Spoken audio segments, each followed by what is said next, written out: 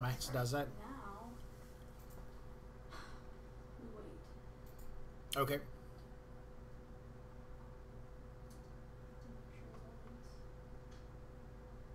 Start launching. It's gotta go through the Yeah. And then there's commercials. Commercials! commercials. Oh my gosh. I like the use of the halo-like moon behind you. Gives you an angelic look. Actually, this is the most comfortable place to sit right now. It sounds really good too, so I mean, it's a good choice. So Yeah. it looks like it's Other catching than the up. crappy chair. I'm on my bed. I think. Let's see what's going on. Okay. We are being updated as we speak. Ah,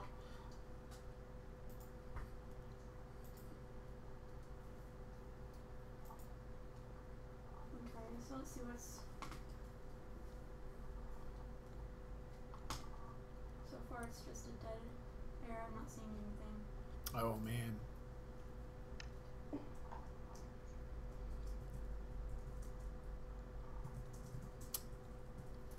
So are the kitty cats. I've got one on me right now. He's fine Oh, good. Have and you, cold. did you get a chance to see some of the pictures of me and Motley working on the game? No, I did not. I will have to share them with you afterwards. They're on our Instagram, as well as our Twitter. There we go. Are we seeing stuff? I can see myself over there. Might be a delay. Yeah. Security camera. Store security camera. Wave to yourself. Yeah, exactly. All right. So, with hi, Robin. How you been? I've been okay. Good, good. Today's game session is going to be about Alan getting a job, doing some legwork for Sunny. So we're going to kind of do some catching up. It is past the new year. The game from last weekend was at the second weekend of January of 2079. You're going to be actually during the first week, so everything we do here today is going to be prior to that game session. So you're in the past. You'll be catching up to them. Right now, they're in a really heated situation where they're inside a tunnel and there's some guys on bikes and Molotov cocktails, and so I can't. I want to explore more of the side stories that are going on, and I don't want to drop you into the middle of a gunfight because one, it just doesn't work out for continuity, and two, your character's a detective, not a gunslinger, not a spell slinger. Well, I mean, you can sling spells and you can shoot guns, but your forte is being a detective. Investigation. Exactly. So, we have a few months of catching up to do as far as your character goes, and a couple of small things that we have to do, bookkeeping wise. And let me find real quick my important notebook. Ta-da! This is the notebook I keep all my Shadowrun stuff in. I Shadowrun notebook. Hey, see? Olaf. He's so nice. And then, here we go. Yes, last we left, you had found the prostitute, Ma. Was it her name Ma or her mom's name was Yes, her Ma? name was Ma. Yes, you had found the prostitute inside the Benraku place, and in an attempt to free her, she died. Hmm.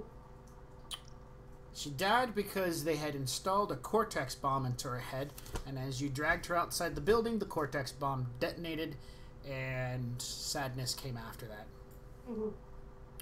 Hmm. That was probably around October time when that happened. So November, December, January. We're going to say we're going to say 2 months. We're just going to say 2 months to keep it easy.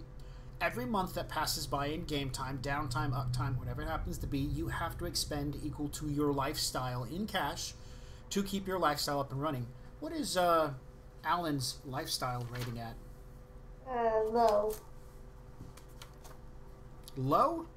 Yep, low. Low. I'm trying to find where I wrote all of Alan's stuff at. Ah, here we go. You have a level 2 identity with a license for magic, guns. It's all listed under Alan Parsons. You have a detective license as well, a cred linked to it, and a low lifestyle. Which is great. So, do you know how much a low lifestyle costs? I believe it is 2,000 per month. I believe you are correct too. So you have 2 months of $2,000 to drop. Yep. So I have just done it in the proper place on my character sheet. Good. I need to find something real quick about lifestyles. And then we're going to talk about lifestyles for just a mere second. We're not going to consume too much time with this paperwork. And somewhere at the beginning of this book... Ah, here they are. Right, great. Yep, 2,000. And... what have you been doing to keep yourself busy over the last 2 months? Probably got in touch. I would have tried to get in touch with Zoe to try and upgrade my licenses. Have you personally contacted Sarah and talked to her about this? Yes. She said she'd probably do it. She said upgrading it to 4 would be 5,000. And so did she take some time and do some dice rolling for you? No, she did not. So the last 2 months you've been still running off your level 2 license. You haven't moved up to a level 4 because your contact, really, who has the fake ID skills, hasn't got around to doing it. But you haven't coughed up the $5,000 either, have you? Nope. You haven't paid her, haven't got the merchandise. Makes sense to me. Yep. What else have you been doing with those 2 months of time? Probably helped out my girlfriend in the police department. Oh, do I still have her name written down? I do. What was it? Anne Valentine. Oh yeah, Miss Valentine. The changeling. Yes, the changeling, the girl who has a troll horn growing off the back of her head. Right. Yeah, so you've spent some time with Anne and her little dog. Mm-hmm. If I remember correctly, you've taken that dog out for several walks. Yep. Specialized walks. Yes. Walks, also known as casing the joint. Yes. Okay. All right. That's good. I probably also made sure Ma's body got back to her mother. Oh, that's right. Now, my question here is I have some skewed notes, and I think either I've made a mistake or you made a mistake, somebody made a mistake, but doesn't matter. When you got the job, were you getting it through the police department, or were you getting it through a Johnson? I got it through the police department. Okay, because my notes specifically state, and my mind tells me you were going through the police department. When I remember role-playing, it was through the police department, but my notes tell me it was through a Johnson. Yes, it was through my original police contact, Frank. Okay, so that's what the edited note... There's an edited note here that says Frank, and I have no idea why. So I will... Give me a second to make adjustments in my notes. Okay. He's sort of gone by the wayside now that Anne has What is the loyalty and connections for you and Frank? Loyalty is 4, connection is 2. And so did I give you a connection and loyalty for Anne yet? No. Because you are in a relationship with Anne, we're going to make it a nice solid 5. But her connections is only going to be a 1. Okay.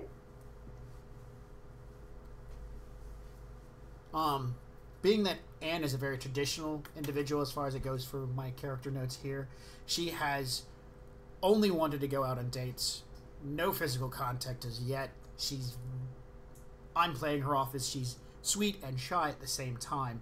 But when it comes to her job, she likes to, because her main function in Knight Errant is a desk sergeant. when she's booking people, she likes to put on the mean face, even though she's got that sweet, adorable look. Mhm. The troll horn, though, kind of, throws it off. Let's see here. Yeah, here it is. She is an exceptionally attractive changeling, but has a malformation of a horn growing out the backside of her head. Due to the hardness, it has been difficult to have removed. So even though she would like to go to a salon and have that sucker cut off and then she can just cover it with her hair, that doesn't happen. For whatever reason, it's harder than the normal horn. And most trolls don't cut their horns off because it's kind of a prestige thing. I'm a troll, here's my horns, this is the dangerous end. But she's not. She's a human with a horn growing out the back of her head. Alright. The next thing, because your character's a detective, and because you work hand in hand with the local police department, the level at which the police department has changed has got a really interesting dynamic. And this is stuff we need to talk about. So Frank and Anne both work for Knight Errant. That is not the only active security corporation inside of the Seattle area. And these are things that your character would understand. So by me describing it to you, it gives you the basics of security in Seattle. So we're going to talk about the top of the tier as far as security goes. They are the Special Task Force designated for Seattle. The UCAS, United Canadian American States, put a special task force in, and the special task force in, and these guys are the cream of the crop, the top of the list. Everything falls down from them when it comes to keeping people safe and dealing with security. The next one step down kind of gets fuzzy, but it goes like this. The Metroplex Guards. That's basically the military. And slightly mixed into that, you get some security corporations, and it depends on where you're at. Next step down, as far as the security levels go, you run into the corporate levels, the individual corporations like Knight Errant, Lone Star, and as we are debuting here tonight, the company's name is... I gotta find it.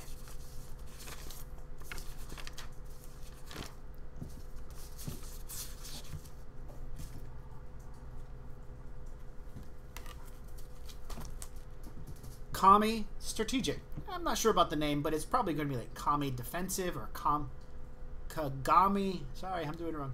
Kagami Strategic or Kagami Security. I'm not really sure. Gotta work on it. But we're going to go with Kagami for right now. Anyways, Kagami is a Japanese security firm that also has security work in here at the police level. Now we take one step back down farther and we hit Corp Security. Aztecologies Corporation, Ares, Horizon, stuff like that. You hit Corp level security as far as it goes. Now, if we're looking at a compound that is purely controlled by Ares, the first line of defense for them as a company is going to be their own security. If you're on the street outside of their corporation building of sorts, they have jurisdiction over the street to watch it, to secure it, patrol it, to keep it safe. On that same street, the next step up would be whatever police department is in that area, whether it's Lone Star, Knight Errant, or Kagami. Now, that might seem confusing that there are multiple corporations running the police department, but let me explain. In Seattle, there are several burgs, 9 of them to be exact, downtown, Tacoma, Bellevue, stuff like that. In each burg, they have their own district, which has a council. Councils have representatives, and then they have mayors, and then blah, blah, and all these political hoo-has that go on. But each one of those burgs have their own security contract. They have a police force, and they, because they're part of the greater part of Seattle, they contract out to whoever makes the lowest bid. Now, for the longest time, Lone Star has had a monopoly on Seattle. But it was back in 2070 that this guy, Brackenhaven, became governor of Seattle because it's its own little district of the UCAS. And when he did that, he immediately slapped out Knight Errant from being, slapped out Lone Star from being control of downtown. And Knight Errant came in, da-da, because there was this huge drug thing called Tempo, and it killed a lot of people, and it was really not that bad, and it was You know, it just seemed odd. But anyways, Knight Errant's now in control of downtown. That was like roughly 9 years ago, game-wise.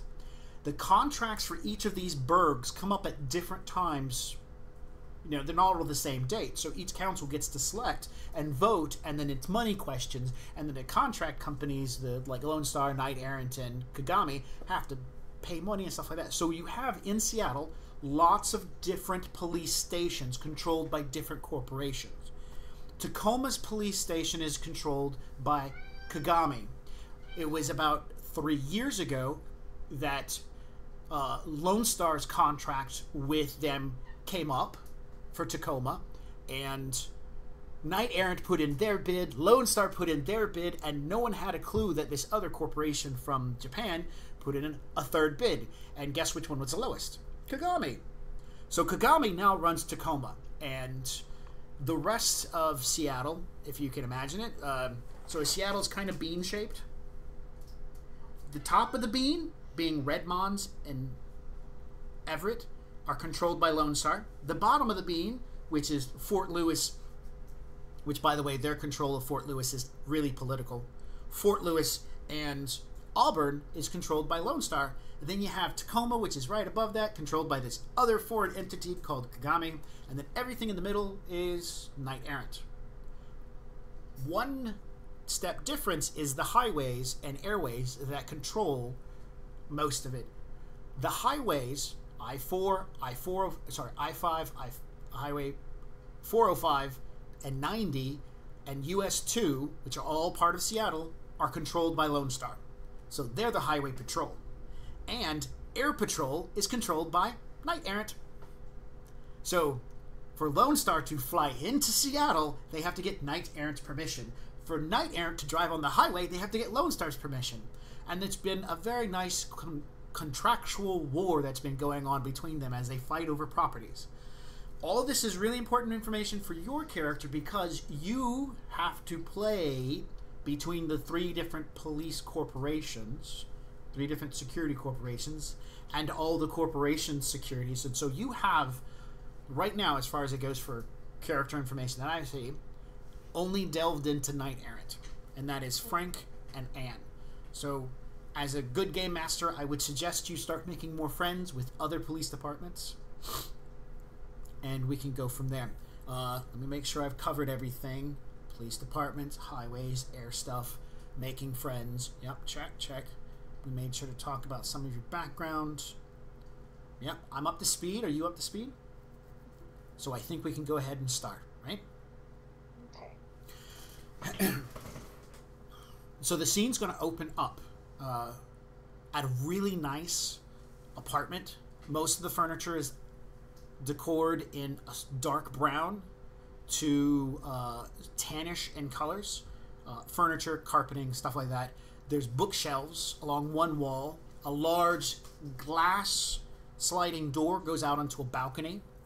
The hanging curtains, light casting across a huge collection of books.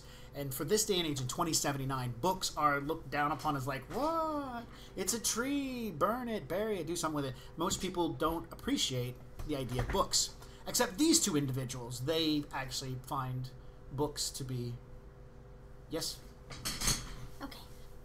Sorry. The chair was really loud. Oh, the chair. What was I saying?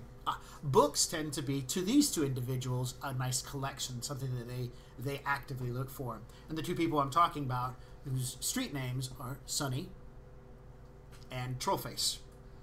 But they don't go by that. Not to each other in private. Yeah. But generally. Not generally. Yeah. No. So, this is Trollface's apartment, or I should say his real name is Terrence. This is Terrence's apartment. What And a nerdy name. I love it. And so what you see is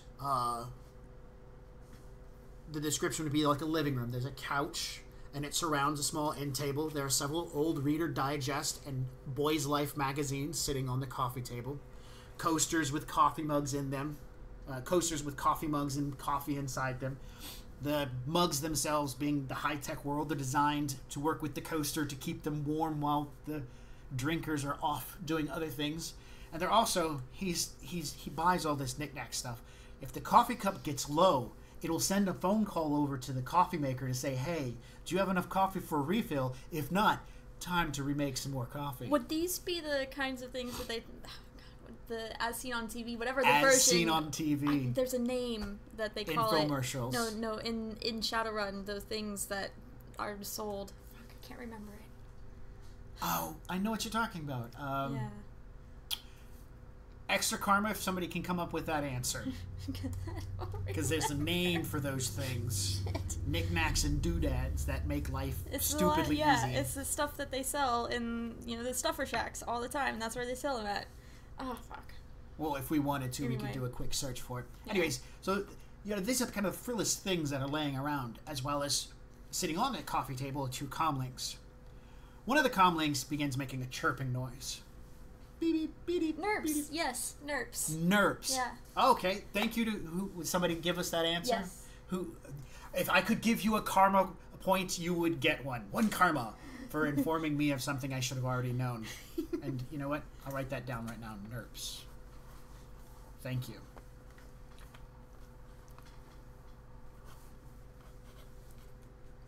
And what was the person who gave us this information?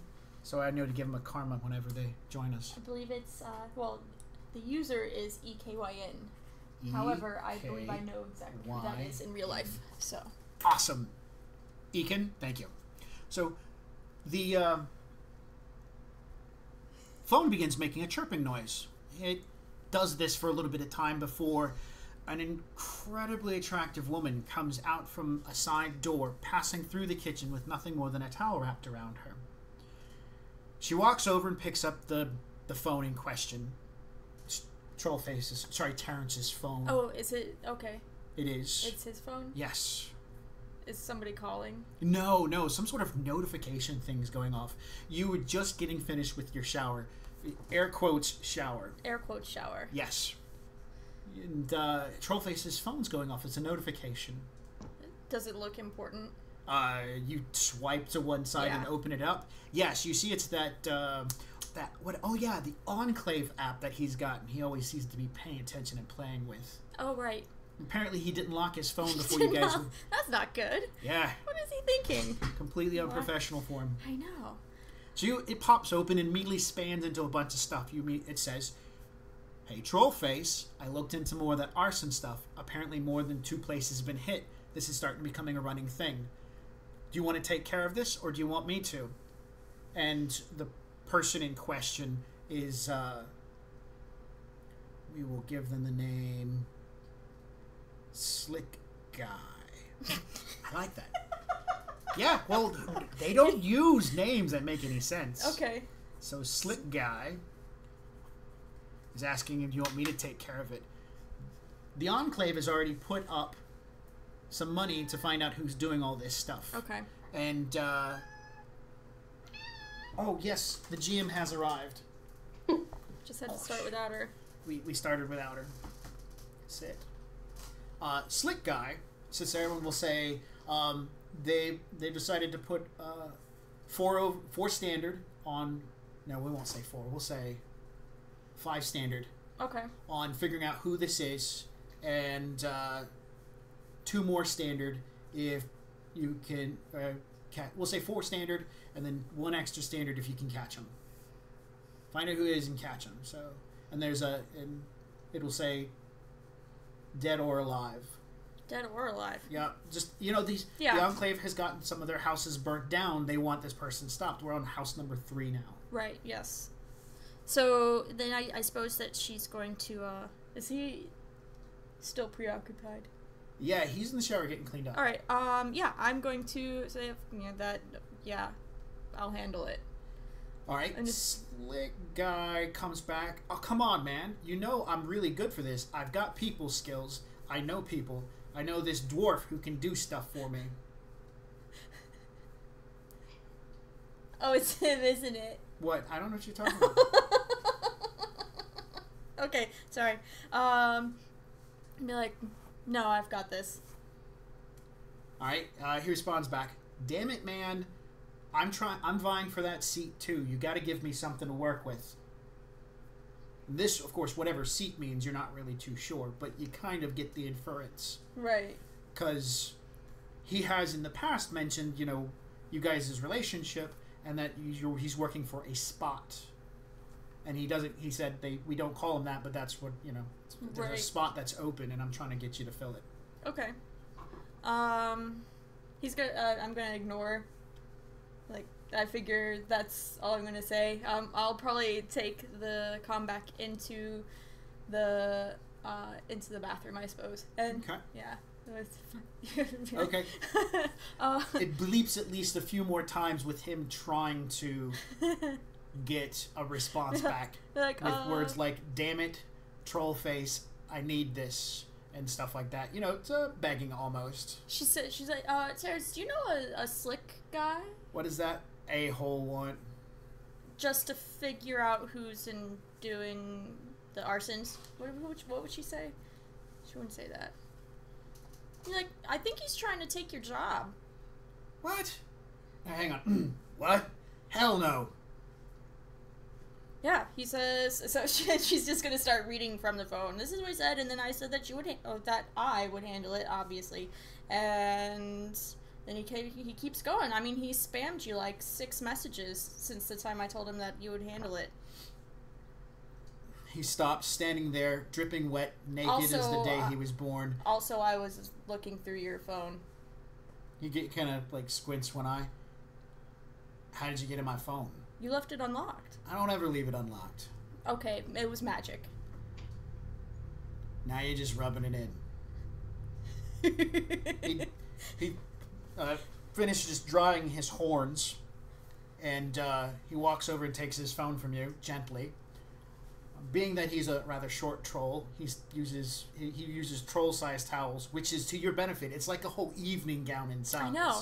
So, I mean, I'll wrap myself up like 4 times before. And he looks at it for a minute and goes, "Yeah, you think you can take care of this?" I know a guy who can take care of it. Yeah? Yeah. I mean, we already got those RFID tags. We just need somebody who can do some more legwork for us. So here's what I'd say. I'd go to the message board here. He shows you his phone. He goes, so you go here to the message boards. You'll find the link that, you know, here it is right here. And he shows it that the Enclave's message about how much they're offering. And it's 4 standard for finding out who's doing this, and an extra standard if he can be caught live or dead. And he's like, so you'd hit, you know, it shows you how to function this app to pick the thing out. And then, you know, so what you would say is I can say I got somebody, and then my finder's fee would be 100 yen, and then the rest goes to you, and then the rest goes to whoever, and so that's how you can work the money from there. Oh. So that's how that money works. And well, how did I put your name in for? Huh? My name? Your name? No, not my name. Well, who do you want to put in? I don't. Are you talking about? The money would go to somebody. Oh. So we have to have some sort of identification. I'm just going to put in Sonny. Okay, yeah, that. So he punches it in, sister clicks in, it's like, alright, so you're on this. And so it's already got your number. Do you want, so you get to pick, do you want to call the Johnson in question? Or do you want the Johnson to call you? So you do that. And so he basically spends a couple of minutes walking through how this program on his phone works so that a Johnson can contact you. You can contact a Johnson. I'm assuming you would call them. Yeah, I would call them. And so you would get out one of your burner phones, make a quick phone call to this guy. He explains to you, and his voice is modulated. It's you know, I can't do modulated. So he tells you what's going on. He says, please look into this. You've been set up with that. Whoever, you know. And so you're now responsible for getting this job done. He gives you a set time of 1 month to find out some information. Any information. Okay. The more information you find out, the more he's going to pay out toward the total. Okay. Well, that sounds easy enough. And so we'll just kind of, you know. And with these, with the Enclave, how this works out is there's no room for really negotiating the terms as far as how much they're actually offering, or what? No. So the Enclave, basically, you're talking to another individual, and this is their start off, how much money they're willing to offer. Okay. And now that you're basically the fixer, contacting the individual, the Johnson. Now it's time you would negotiate for, hey, I need more. This might involve wet work. We're talking about arson here. You know, Right. This is where you would negotiate for more money so that you have more playroom with whoever you hire. Okay, then that is what I would like to do.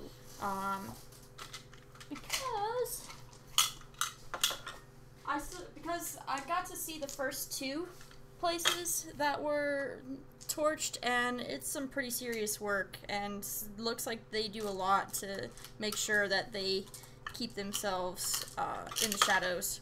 So I think that I would like to negotiate for at least an extra 2 standard if I have to hire a full team. Okay. So you're making a charisma plus negotiations. That plus you're able to sweeten the deal for your people down the line. Yeah. And make a better overhead yourself. Yes.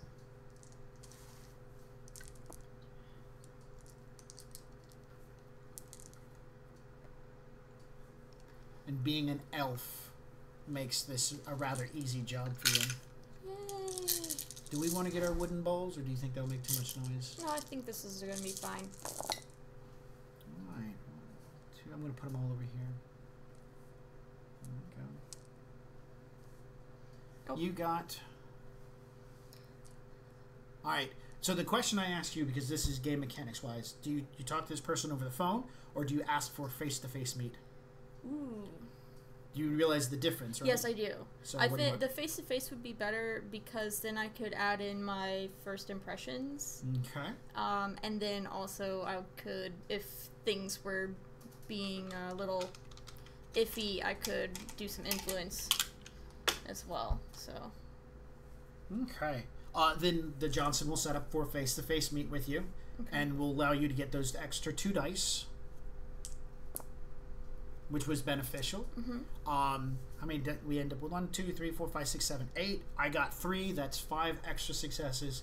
So this Johnson will be more than happy of chucking in an extra standard to the normal pay, and an extra half standard if the person is brought in dead or alive, but a full extra standard if brought in alive. Okay. So you're looking at 6 Yeah. standard brought in alive. Yeah. That's pretty damn good. Pretty good. And you already know right off the top of your head a couple of people who can bring somebody down alive. Yes. So that's good. So you guys probably meet in one of the rainy, wind-swept alleyways of downtown, outside of some cheesy little restaurant. Yeah, I imagine it's very stereotypical Johnson meet. Oh yeah. But for her, it's not stereotypical because this is like her first real. Maybe her third real Johnson meet ever, and so she's very confused by the whole experience. It's like there's a guy was wearing like trench coat. He's got like this thing mesh over his face to like hide his features a little bit. I'm like, fedora going. Okay. Did you let Terrence follow you at a distance so that you at least have, Probably. Yeah. I mean, yeah, he probably would do that even if I told him not to. So there's that. All right. Well, we'll add to the dichotomy of your relationship that you told him no, but of course you found him. The guy, the Johnson that you meet up with, was probably about 90 pounds, soaking wet in the rain. Tiny little old dude too, but thick horn-rimmed glasses with one of the soft mesh screens over his face. Gotcha. And a voice modulator. Okay. So he could have been a slightly short elf or just a skinny human. And magically, though, when he walked away, he literally disappeared into the back alleyway. Nice. So he was definitely a good professional there. Okay. So now you've secured a job and the I should write that down. potentials to make some cashola. So is it 6 standard and then an extra one? 4 plus 2. Oh. For alive, 4 plus 1.5 for dead. Okay. Alright, so I'm going to look at my contacts, and I figure I've gotten, Zoe is busy going back and forth with her boyfriend and this whole extended family that she's got now. So well, you could still call her. I could still call her, but already tried calling her to start tracking the RFID tags that we found, and she's got nothing. And yeah, she hasn't Well, gotten why back don't you to do me her a yet. favor and just at least give a quick drop? I mean, computer stuff is so fast these days. Okay, all right, I'll call All right. Zoe. No, I'm sorry. Answer machine again. Okay. Okay. Yeah. Her cat, that answer machine. This girl's slightly unreliable. I know. But she's really good when she does work. So, then I'm gonna go to my next person who probably should, now she's thinking, I should have just called Alan in the first place because at least Alan picks up the phone when I call. Okay. Anyways, so, yes, Sunny will call out to Alan. All right. So, Robin, I have a few questions to ask you. Your fake ID... I'm trying to learn how to speak again, apparently. Your fake ID is Alan Parsons. Yes. And do you have any other IDs? I think after this, he's going to pick up his burner phone and start going on runs. My name, doing a run name too. Okay. All right, so let's start off with you've had 2 months. You can pick up a burner phone. Do you want to do that real quick? Yeah. All right, let's check out, see how much quick comlink is going to cost you. Yes, and also, I was looking up, and I mentioned before I wanted to increase my magic rating. So I'll have had. Will I have had time? Yeah, 2 months. I do. What's your current? We'll look at that too in a second. It's 3. I looked it up. It would be 4 weeks. Then yes, 2 months is more than enough time to increase your magic from a 3 to a 4. Yep. Ooh, getting stronger in the magic. Alrighty then.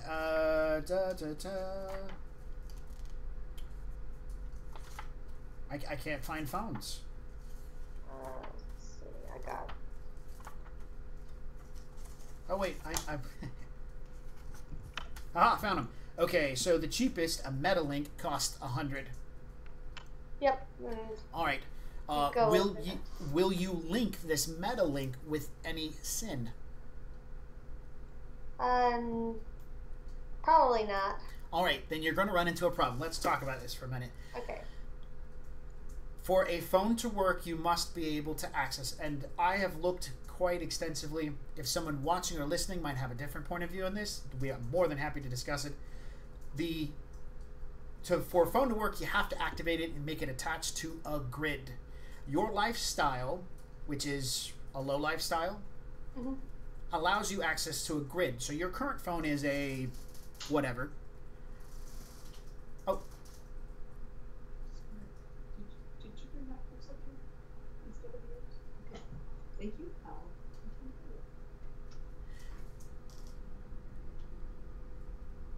The door was left open. Do you need to take care of it? No. That was my mom. Okay, got it. So your lifestyle, which is a low lifestyle, is associated to your current sin. Your sin is Alan Parsons. All right. That's not your true identity. That's the fake sin that you're using because you're actually a sinner or you're sinless. So you created. I'm a sinner. You're a sinner. Yes, I got one. Yes, I got a real sin. You have a real sin, but that's not the one you use. Yes. All right, so Alan Parsons is the sin that you use. It's attached to your lifestyle, and it's attached to your phone. Those 3 things are important. That phone has access to the public grid as well as the local grid because of your low lifestyle.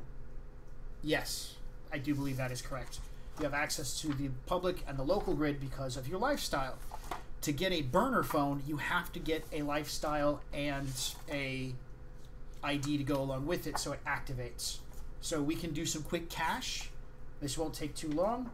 These are important things. Give me 1 second.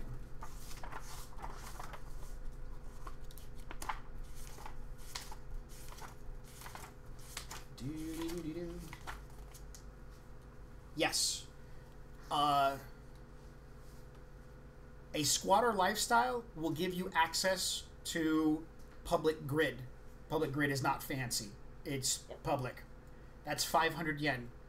The phone itself is going to cost you another 100 yen just to get.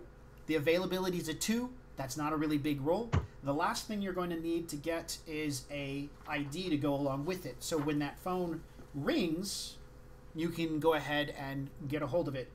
A fake SIN with a level 1 rating to it is going to cost you 2,500. So in all, 3,100 to get a burner phone that has an ID and has access to the internet, can make phone calls and receive stuff. And it has no link to who Alan Parsons is. Follow me? Yep. But since Alan's the persona he likes, I think he'd consider it worth. Yeah. So, and the last thing you're going to need to do is a charisma plus negotiations to get this fake ID through some third-party group that you don't know. Like, well, we can say Zamora might have done this, but you still have to make this roll. Okay, just let me. Okay. That was D20s. I figured that out. Separate. Yep. And remember, you have to set it so it does greater than 5. Yes, I remember that too. Thank you. Oh, crap. All right, hang on one second. It's not over yet. We can make this better for us.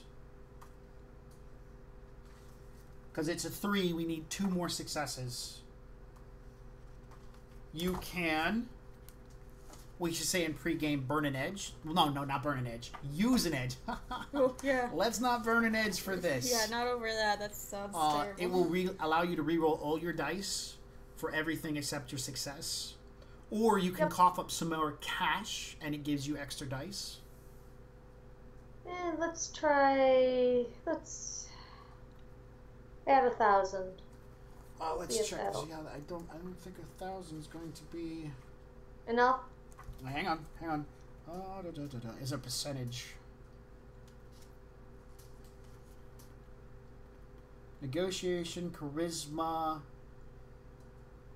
25% of the item's value gets an extra dice. Yeah. That's a lot. Let's go with the edge.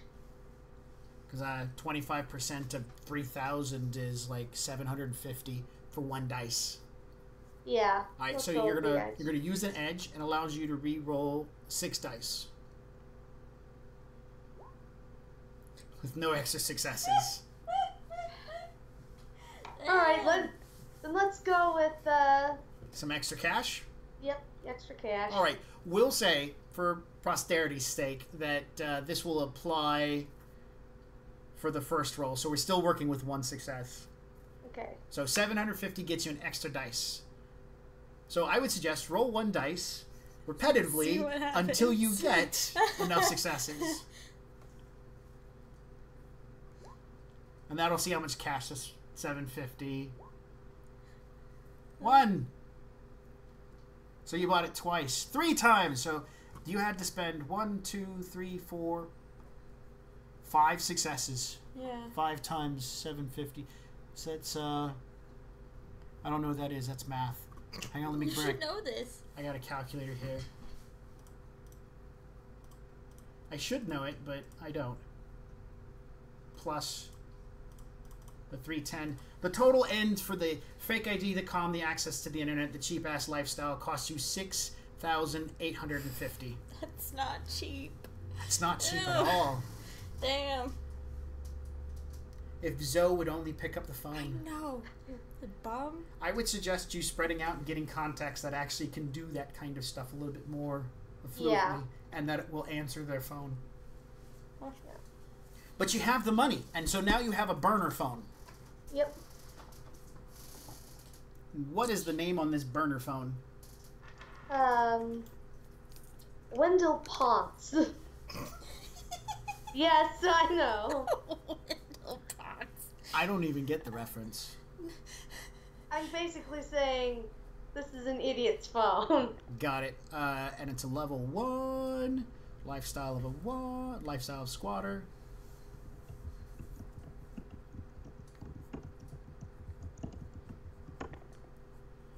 Okay. And Metalink. Alright. I'm so sorry to have gone through all that, but that's kind of how it's supposed to work out. It's supposed to be because, you want an illegal phone.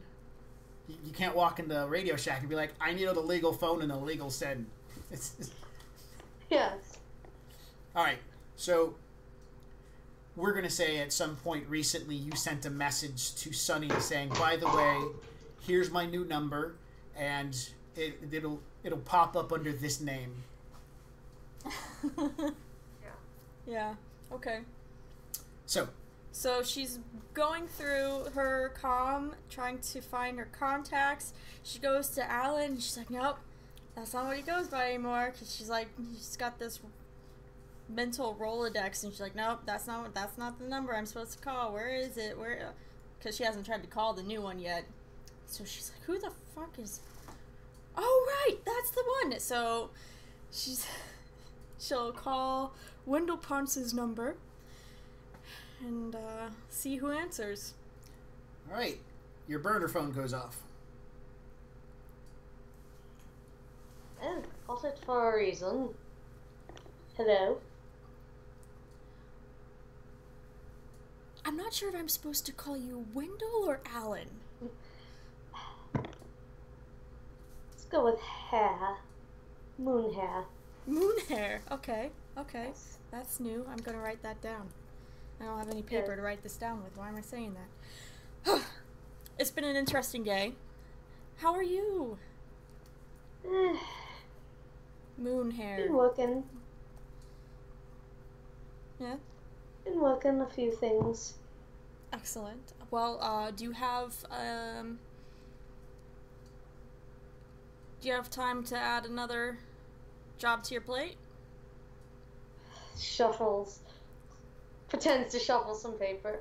Oh, I believe I can manage to that. What actually you're shuffling is old styrofoam containers in the receipts. Yes. Pretty much. Well, no, receipts more likely. He'd probably he's a neat Nick, so he'd probably throw the containers away. Well, there's that. He'd be a good roommate to have. So, sorry, what did you say after you shuffled stuff around? Like, I believe I can fit something in. Oh, good. This is a little bit of a delicate situation, so I don't really want to talk about it a lot over the phone. Do you care to meet up somewhere? You're paying. If I'm paying, so now I have to wine and dine you as well as give you a job? I mean, come on. You're good, but... All I need is a cup of tea right now. I can do that. You want property? Property, and I'll split the cost. Okay. So we'll find I'm sure I can figure out a tea house to have him meet me at. Mm-hmm. Okay. Yeah. So we'll make arrangements. What kind of part of town do you want to go to? Super ritzy, or something in the dirt? Ooh. Well, if well, if Alan is splitting the bill with me, I think that we should just go for it. Why are you putting my dice up? Because I need to get to my notebook. Oh, well, you could have said that. Oh, okay. Hey, could you put your dice up? Because I need to get to my notebook. I can totally do that. Thanks. All right, so Alan's paying part of it, so you want to go all the way. I'm not actually expecting him to pay part of it. You're just gonna... Yeah. Okay. I mean, it's just tea. It was... Yeah, right? so I mean, I'm expecting yeah, it's going to be kind of expensive, but not, like, break the bank expensive. Okay. Yeah, that's the general. All right, so Bellevue or downtown, or do you want to step it down just a notch and go up all the way to Everett? Where do you live at? Tacoma. In a cardboard box? No, in a basement. Of a cardboard box. No, I'm kidding. You live in a section of Tacoma called Milton. Mm-hmm. So Jesus. I'm firing my lead over it, apparently.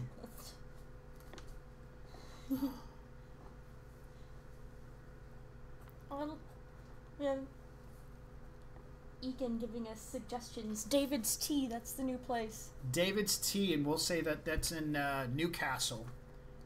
That's a really long trip. Newcastle? Yeah. And Bellevue? Oh, okay. You're using... I think it's really great that you're using these whole, like, tiny subdivisions of the areas, but you're gonna have to say both. Okay, Bellevue, Newcastle. Yeah, Newcastle and Bellevue or something like that. Okay, so. I can do that. Okay. So you're going to David's Tea. David's Tea in Newcastle in Bellevue. Yes. And who is the suggester of this? Ekin. Ekin again. Yeah. Oh wow, another experience point for Ekin. Sorry, Karma. That's another game. That's a different game entirely. Karma. David's Tea. All right. So, are you gonna take Terrence with you? He won't follow you this time. This is gonna be like, do you want to come, or are you just gonna say you're not going to come and then just show up around the corner after I come out, like you did last time? Well, you were meeting with a Johnson, and I wanted to make sure that you were safe. That was a different scenario. This, you're going to go sip on some dirty water for a while with a friend that you know, and I'm okay with that because it's just dirty water. Okay. There's nothing that you want to add while you're there? Or if you... I mean, you know those little hard biscuits that have jelly on top of them? Yeah. What are those called? Biscuits? Well, I thought they had a special name. Tea biscuits? Fine, fair enough. I've had them before, and they're really good, and they come in like this box with cellophane across the top of them. What? Just pick me up some. Okay. Alright, so I apparently have a grocery shopping list now. So that's Okay. fine. Yeah, we'll go to David's Tea. Excellent. Okay. It's in a decent part of town. It has a indoor-outdoor grass-covered little porch area to sit on, so it feels like you're outside. Fake bird noises and warm like breeze coming across the sitting area, and if you just kind of like not pay attention to the fact that it's raining heavily outside, it looks very quaint. The sounds of clinking china on the inside, nice decor of white curtains covering up. It's so fancy. It's a very fancy little tea house. Okay. Then I will go in and order some tea. Probably some Alright. nice Darjeeling. How about that? Sounds good. Yeah, wait for my friend, Mr. Parsons. I mean, well, I'm not going to call you Moonhair in public because that's just a little weird, so... Yes, that's a runner name. Yeah. All right, Alan, you're able to show up right upon time, so there's no issue about being late. You walk in, you can see Sonny already has taken a table and has dressings on the table for both of you. And he's in his nice suit. Ooh, fancy. Mr. Parsons, glad you could join me. Sonny, always a pleasure. Have a seat. Are you sitting? Yes. Okay. He nods and pulls out his chair and seats himself. Okay. Are you going to pull out a little device? Yes, because I did borrow that. Yeah, I'm assuming you would. Yeah. So I'll have my, what did you call it? White noise. White noise generator? Mm-hmm. Yes. Okay. So she's going to set out a little device. She's going to turn it on. And she's going to start talking. And then it picks up your voice and you hit a button. Yep. And then and I'm going to say a couple words, and then she'll be like, go ahead and state your name. Depends on what this job is, so... Perfect. Click. And that's it. It's just a box with a button on it and some little flashy lights and what looks like to be a knob sticking out of the top of it. She plays with that for a minute and you don't hear anything. But then again, you also don't hear the rest of the some parts of the outside of the tea house area that's moving around and whatnot. Seems almost that this is dampened down a lot. It's gotten really quiet around the table. I'm going to drop into a sensing and see if it's changed anything. With a quick sensing, no need for a dice roll. How many successes can you buy real quick? Okay, It's per 4. that would be...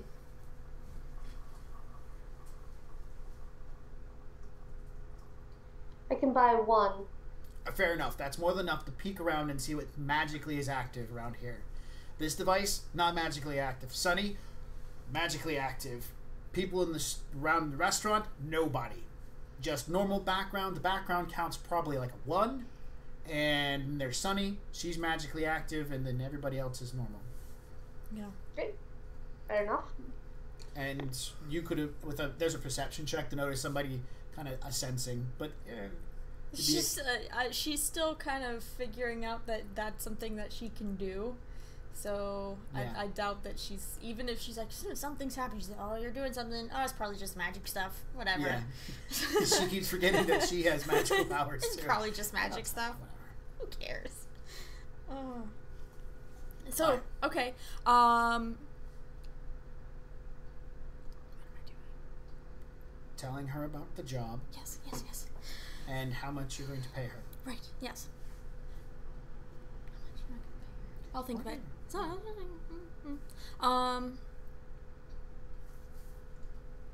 So, how's business? Been better, been worse, is what it is. I have a friend who has had a horrible chain of arsons befalling their properties. And we need to figure out who's doing it.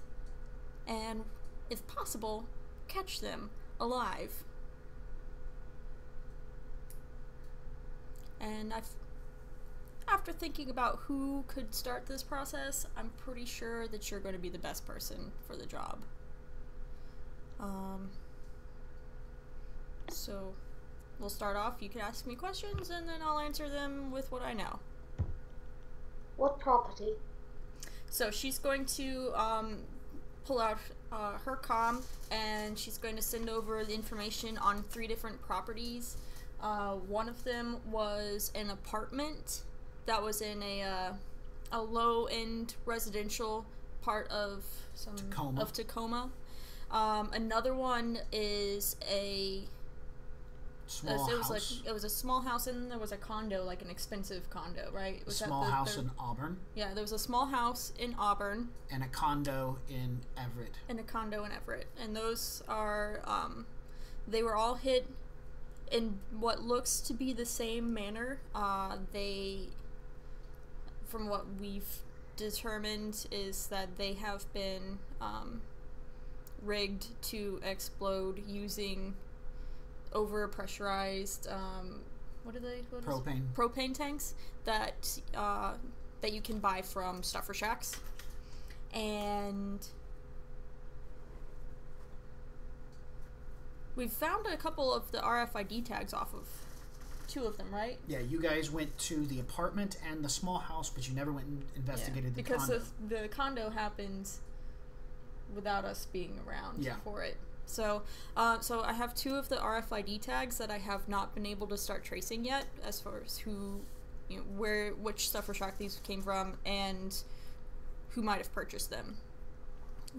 So I figure that's a good starting point, perhaps. Who owns these properties?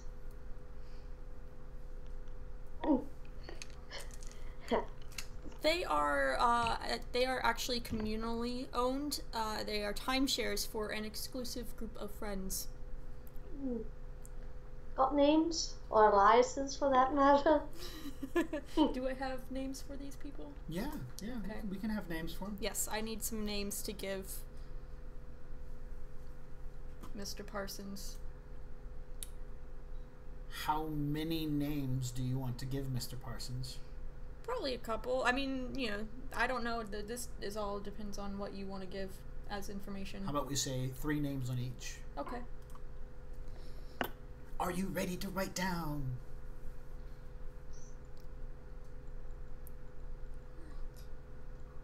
Okay. So we're going to do 3 names to each property, so that's a total of 9 names. Yes. Okay. You ready? Yep. Dion Young.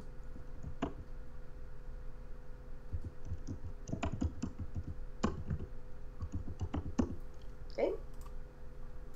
Dolores Chase.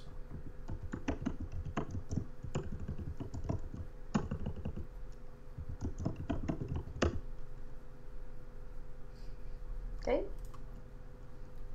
Deborah Jennings. Oh, Deborah, she's a bitch. All those three are linked to the apartment fire.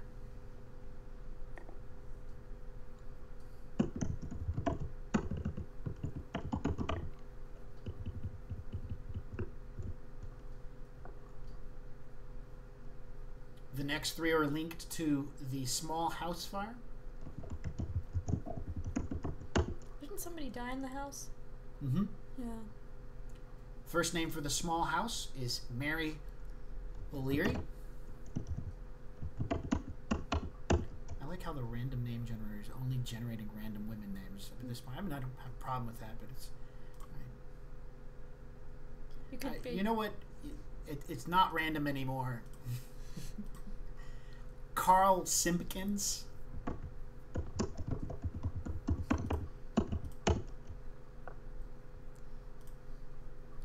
Michelle Lopez.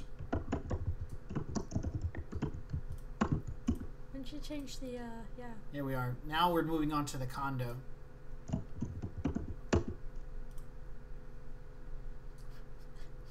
We can use the maiden name, Rejo Muka.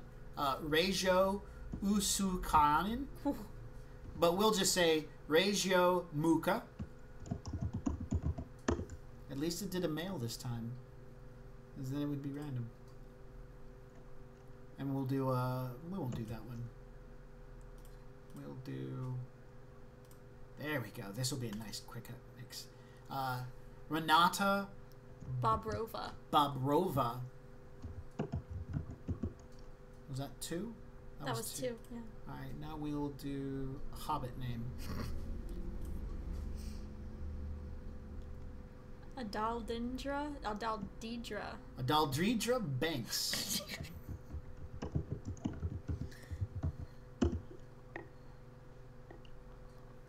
Alright, we've got names related to the... Yeah. So, Sunny will give you the names. She's like, none of these are going to be real, more than likely. But it's a start. Maybe you can find some connections somewhere. Let's see, what else?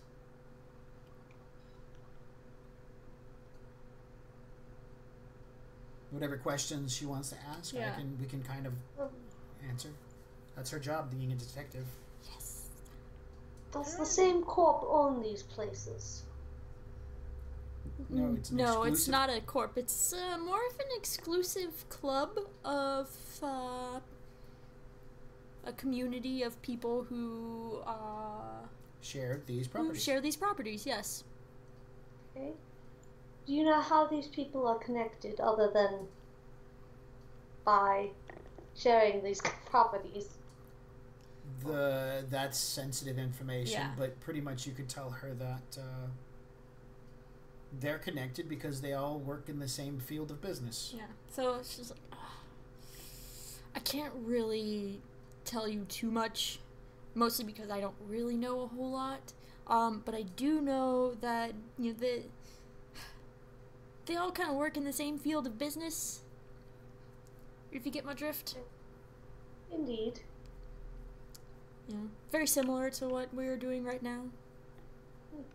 And what we've done in the past. Just on a much larger scale. Yes. Do you know which security officers were in charge of investigating? I don't.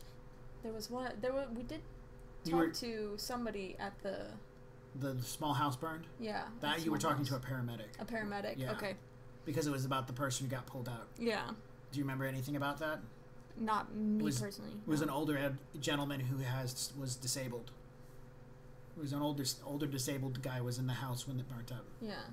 Like I don't know which any officers in particular. I spoke to a paramedic at the small house. There was an old cripple that was in there the time that it burned down, so I was speaking to them about it, trying to figure out if they identified the body, but they couldn't because it was burned beyond recognition. But they might be able to tell you who is investigating it, perhaps? So to start, this goes back to our previous conversation. Tacoma is under control of Kagami. Auburn is under control of Knight Errant. And Everett is in control of controlled and policed by Lone Star. So this one investigation, if they're linked, are controlled by 3 different corporations. Joy of joys. You better beef up your charisma skill. Not a dubstat. Hey, I got a 4 in it, so. Okay. And I've got a sharp suit, which helps. Now, this sharp suit, does it give you any increase to your social limits? It gives me 1 increase to my social limits and 2 dice to charisma rolls. Oh, yeah. That's good stuff. Sonny's power suit does stuff like that. We just haven't put the stats in the game yet. Yeah, exactly. So that's her first thought, is to maybe get in touch with the paramedics that were on scene. Yeah. She probably remembers one name. Most paramedics are Dockwagon. Yeah, Dockwagon. So Dockwagon is where you're Yeah. going to want to go. Okay. Yeah. And I was going to ask, were there any fatalities at the other fires? There wasn't at the first one in the apartment. She's gonna pull up. Remember the 2 homeless people that were there? They were still alive. They Oh, were right. They I were forgot. hanging out, like playing in the dumpster fire Oh, yeah, that's inside right. of the building. Yeah, Darn homeless people. exactly. So, and then the other one, I don't think there was anything, but we Yeah, didn't go you in. never got information on that Yeah, one. I don't know about the third one, but I know the apartment fire didn't have anybody in there. There's a couple vagrants that were alive when we found it, but other than that, I think it was just one. That's right. You had to bribe the little girl who had witnessed it with chocolate so that she could Yes. spill the beans, you know. And that's how we found out it was one guy with a... She said, it was a dark leather jacket, with a cyber arm Yes. and Motorcycle a helmet. motorcycle helmet and something else that I can't remember. It was a man wearing a dark leather jacket, had a metal hand that looked funny, and he was wearing a motorcycle helmet, and he made noise when he walked. Okay. So I'm not sure if this is the person. However, one of the witnesses there said that there was this man leaving the scene. He said that they had a very strange-looking metallic arm.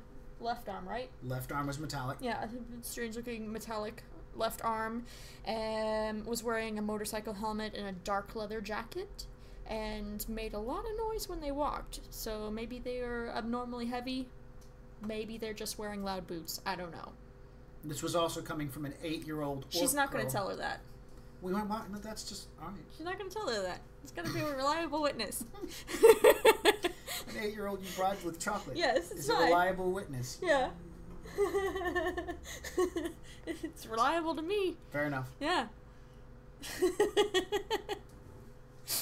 And then, see. Is there anything else that Sunny would think of to tell her right off the bat? You just to clarify, I told you about the eyewitness, the description of the eyewitness. You knew about the 2 homeless people, the burnt body, small house condo. Every detail I've given you so far, you've given to her, Yeah. plus this information. So there is no extra. Okay, good. Just making sure. Yeah. So I guess you might want to know how much I can pay you. That would be good, yes. I mean, other than a cup of tea. I can do a cup of tea. But, I've got a bit of a budget on this one. So, if you can get started on putting this stuff together, I can do a half standard right now as your, expenses? yeah, for your expenses. If something else happens, obviously, you can let me know. Depending on what you find out and how we have to proceed once you have more information on this guy, then we can go from there as far as what the total cost is going to be for you and for whoever we need to bring on to help. Half standard is reasonable for expenses. Okay. I will be expecting more once we finish this Yeah. business. Well, as soon as you can find out who this guy is and where he's at, then we're gonna put ourselves a team together and make sure that they are caught alive. Well, at least Mr. Firebug is no longer Yeah. Do you need in it? our hair. Do you need it in cash? Let's go half and half. Okay. So she's gonna take out cash, New Okay. Yen, and hand some over, and then pass the rest on to your cred stick. Now, the cred stick in question is going to be linked to your Alan Parsons, not to your Windle Pants. Ponce. Pont. Sorry, Window. Yes. because you never purchased a cred stick for Windle, even though he's got a lifestyle and stuff like that. So, Okay. So, all right. So you have 750 New Yen in hand and 750 New Yen in your account.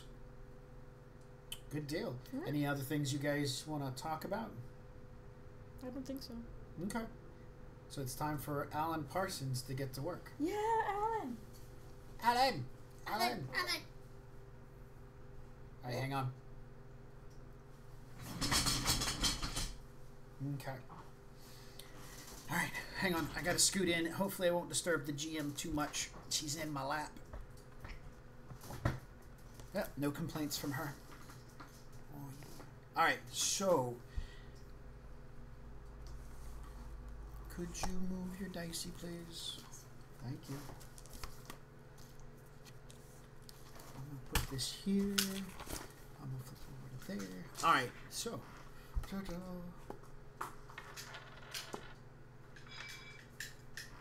What do we want to do? Let's see. Well, first I'm going to go back to my place to see if I can figure out a connection between these names. Okay. You arrive back at your place in Tacoma. And by the way, the small section of town in Tacoma that you're actually in is called Milton. I think I just said that. Good. Yes. So you get back to your place. You drive through some suburbs. It's a nice little place to be. Basement of a house. What are you going to do? And just run a quick search on all of them. So you're going to hop on your computer, your phone actually, and start clicking away. What is your phone's device rating? Probably really. All right. Do you know the It's name? a Metalink. All right. It's a So Metalink so thing. both of your phones are Metalinks. Yep. That means it's a device rating of 1. Okay. And so you're going to be doing a matrix search.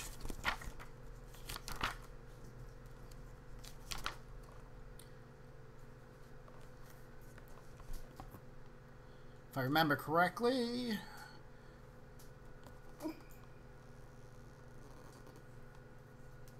Computer plus intuition. And your Metalink's device rating represents your limit. So I'm not going to be able to find much. Nope.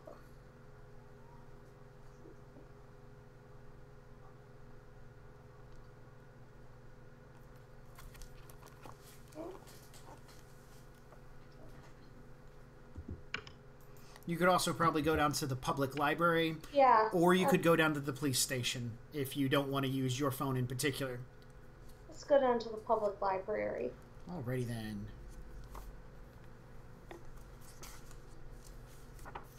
Public library is going to have a different rating. We'll say 3. So Okay. that would be your limit for that. And it is Yeah. computer plus intuition. Data processing is your limit. Yep.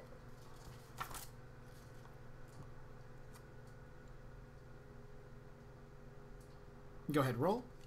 Yep. I was. 2 successes. All right. This is not just going to be, hey, let's do every name. That's going to take forever. Yep.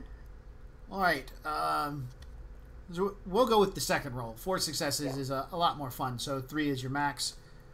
Yep. And we'll say that. Actually, you know what? We'll make it like a a long-term thing. So each one of these dice rolls represents an hour's worth of time. Mm-hmm. So roll one more time. 3 plus 2 is 5. There we go. Great. 8. Minimum of 7 is what I was looking for. So you start punching away. 3 hours of searching. You're in the library hunting stuff down. Of all these names, you find information. Generalized information. This person's social media account, that person's reference to, hey, they did something. All very generic stuff. As far as it goes for the whole list of 9 people that you have, you find some of them actually are missing information. Like, some of them don't have date of birth. Or, like voter registration. So there's holes in these identifications. It's a lot like looking at mine. Yes. So as you're starting to go through all these IDs and whatnot, make a computer plus intuition roll again. This one limit is your mental. 3 successes. All right. You're punching away, hunting this stuff down. And it becomes a little bit difficult to start using the computer. Computer kind of gets a little sluggish. Things kind of don't seem to be, as you're waiting for pages to load. Other people there, oh man, why isn't this thing? Like, I hate using the public library. And it's not just you that seems to be suffering from a slowed down computer. Everybody in the public library seems to be suffering from a slowed down computer.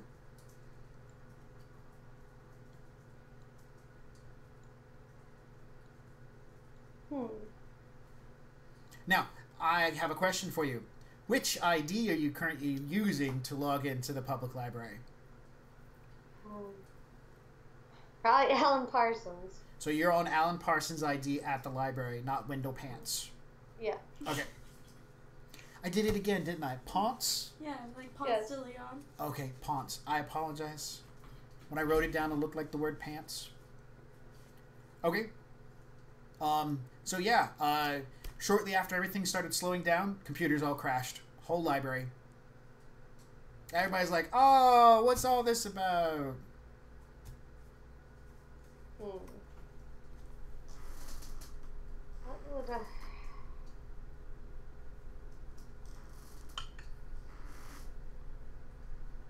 think he'd probably just close up shop and leave.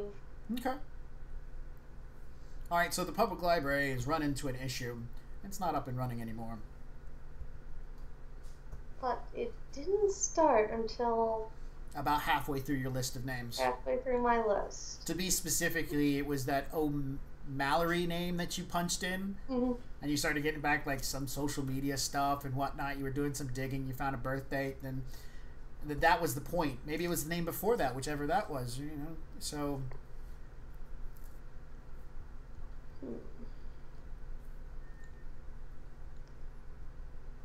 I'm going to get on my Wendell phone and see what happens when I type in the last name. Okay. Go ahead and roll. You get one chance for success. Yep. Alright. You pop onto your comlink, start punching in the information. Doesn't seem to have that much of a problem bringing up the last few bits of information about this O'Mallory name or whatever it was. Came up pretty quickly. Yeah, not a problem. Okay, go up one. See if that has any effect. Okay. You go up one name on your phone, start hunting and pulling stuff up. Go ahead and roll again. Alright, Yep, great. I did. Ooh, more than half of your rolls are ones. Yeah. Oh. Alright, I need some dice. Okay, look at your list of names, by the way, so we can pin down a name that we can start kind of staring at. Yep. It was Deborah Jennings. Oh, yeah, Deborah Jennings. So you're doing a look for a Deborah Jennings.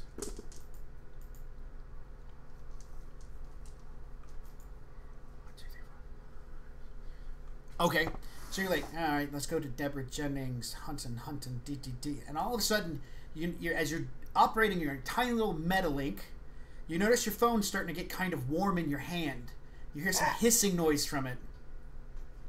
Turn it off. Turn it off. Turn it off. Turn it off. Something. Shut it down. You start playing with it. By the time you're done, you're standing outside, I'm assuming, of the library because you said you were going to leave. So you're outside. It's got one of those green carpets, overhang, rain, parking lot, bus station nearby. And you, like, toss it off to one side. The phone smokes for a minute before it goes completely blacked out. It doesn't look that bad, but at this point in time, your hand has a definite warmness to it and some tacky plastic on it. I had better not need a shiny new phone.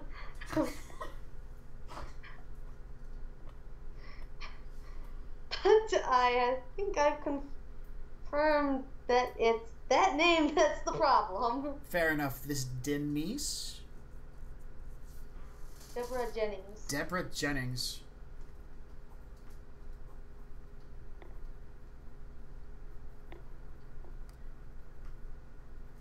So do you have an idea what's going on here?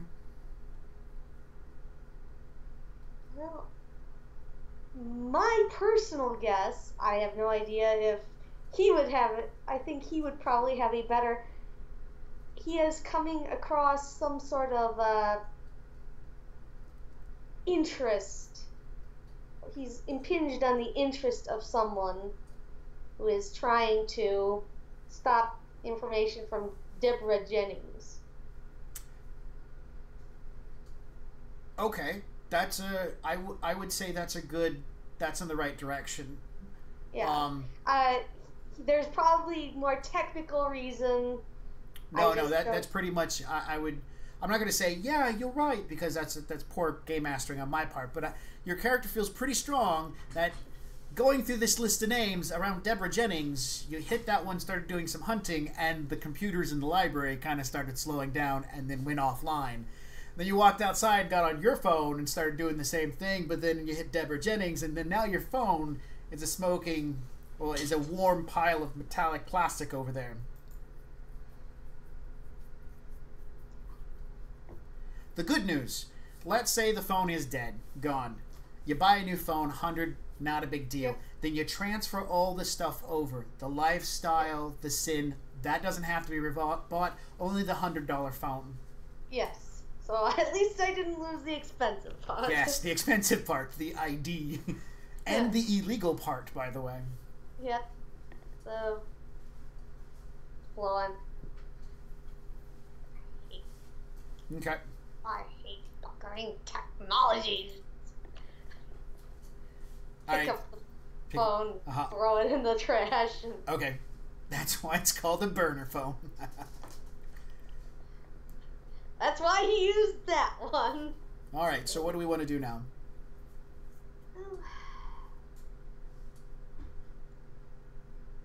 Let's go to the first apartment, since that's where Deborah Jennings was. Alright, how do you intend to get there?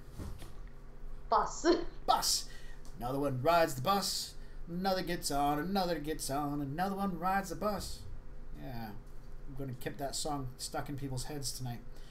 Do you want to make a stop by and pick up another Metalink and get it programmed for your... So, Mr. Windell will have another phone? Yep. Alright, not a problem. 100 more yen, and you have a new phone with Windows ID and lifestyle attached to it. Okay. Alright, right across town is covered in your lifestyle. We assume with the low lifestyle you have bus pass. Ooh, could I ask for a refill too? Thank you so very much. So you pop on the bus, you ride for a distance, you get off at a Radio Shack, step in, grab yourself a Metalink. The guy's going to try to upsell you to a Sony Emperor.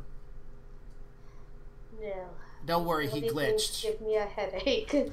Yeah, actually he did. He got a glitch. I rolled 3 out of 4 dice. He got 3 ones. So him just talking, trying to sell you the phone, gave you a headache. Without even turning the thing on. Without even turning the thing on. Vertigo. He walked over and immediately said, "Check out this cool new TV." Click, click, flashy lights, AR everywhere. Stuff is great. You want to buy these kind of things? It's like, just give me the phone. Take my money. You hop back on the bus, throbbing headache as the AR vertigo swishing over you.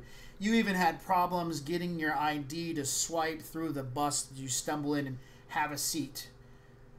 It is a nice hot rain outside, even for the early part of January, hot rain. So it's muggy, it's warm, you sit down, your clothes squish onto the bus, you're massaging your temples, you look up across the way. On the other side, there's about 2 human, thuggish-looking guys and 2 orcs, a man and a woman, and they look just as brutally thuggish, and they're kind of staring at you. I'm just gonna stare back. All the, I'm trying to give the impression, if you are going to beat me up, at least don't try anything, because I am not in the bloody mood. Right, so you're going to try to like a staring intimidated at the crowd across from you? If you're gonna beat me up, just please don't do it in AR. Yes. Okay, so you want to do a staring intimidate on? Or Yeah. Do you have intimidate as a skill? Nope. Then you default onto your charisma, Yep. so you can't buy any success. Alright, so Yeah. you leer at them. They leer at you. The bus ride is rather annoying. 5 dice. Oh, Yeah. yes, your outfit. Oh, okay. Alright, so you leer at them. They go back to their business and whatnot. Paying you little to no mind. The bus ride from where you're at, and let's see, you guys met in Bellevue, stop at a Radio Shack in Renton. Bus drops you off in Tacoma, a few blocks away from the address that Sonny gave you. Don't move.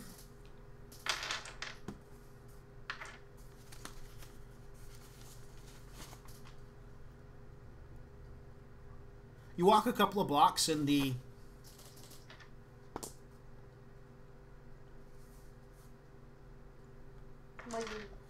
warm, muggy rain of Seattle. It's starting to downpour.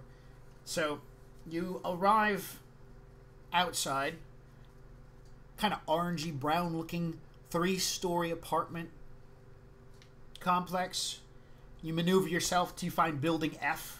And it's not hard once you found building F to find out which one's been burnt out. First floor apartment. You can see that some construction work has been done around the entrance, but there's still a decent amount of tape. Window looks like it's brand new, but there's still no door.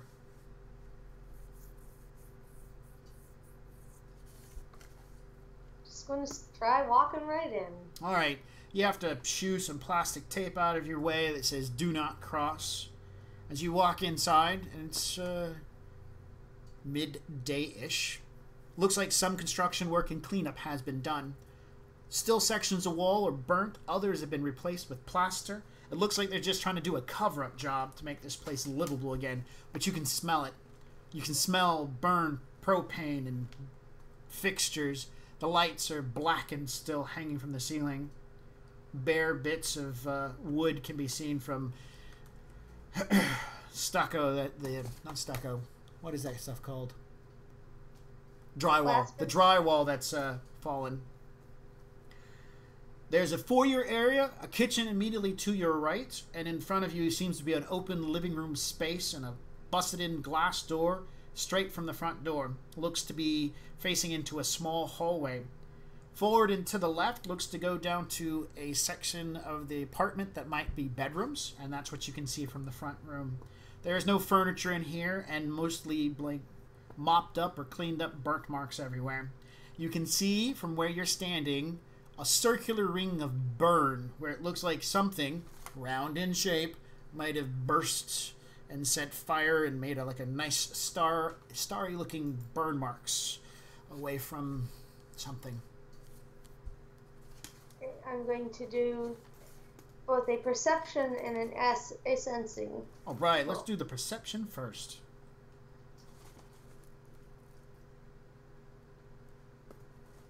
Three successes.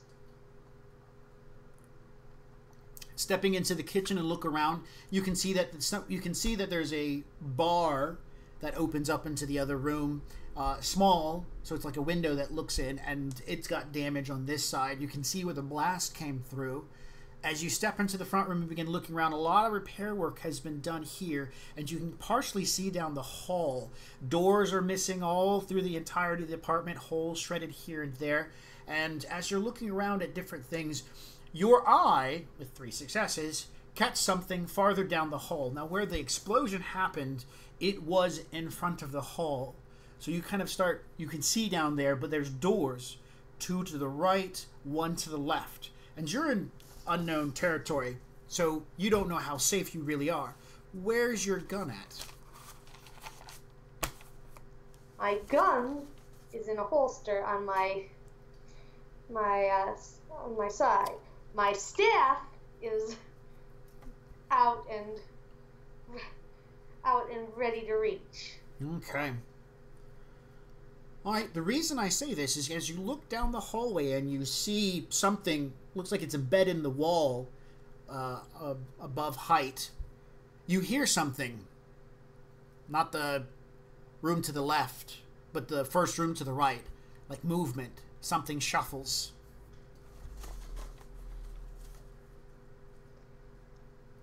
First things first. Take out the staff. Okay. Check the gun.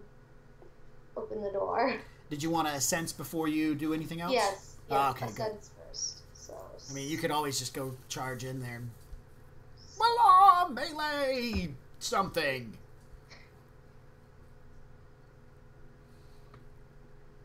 And this is whichever is higher, your mental or your social, as far as it goes for the limit on this. They're both the same. All right. Wait, no. The social is 7 because of the suit. The suit social limit bonus will not apply to your magic. Yes, I know. So they're both the same. 5. 6. 6. Good deal. All right. So you ascent, and as you're like, oh man, a sound! Quick, drop quarterstaff. Oh yeah, ascent. You see that there is a dog in the other room. Okay. Just a regular dog? Just a regular dog. The background count here, by the way, is a 2 in this apartment. Which means any magical spells that you cast suffer a -2 dice pool. And this is not in the happy-go-lucky kind of background check. Yeah. This isn't so much noise because someone won the lottery. This is bad things happened here at some point. Is it recent bad things or just a whole bunch of... Yeah, what's your magical theory? Magical theory is ridiculous for me. 4. All right, make a logic plus magical theory.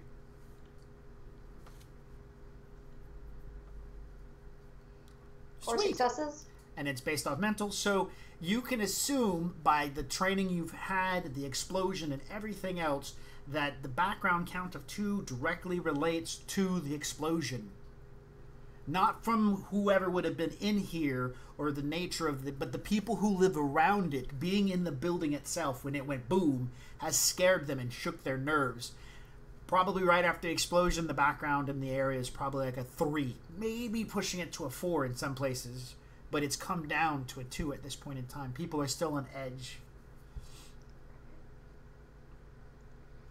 Put the quarterstaff back, go back to investigating the what caught my attention. Okay. Walking by the door where the dog is at, as soon as it sees you, it starts growling and snarling at you.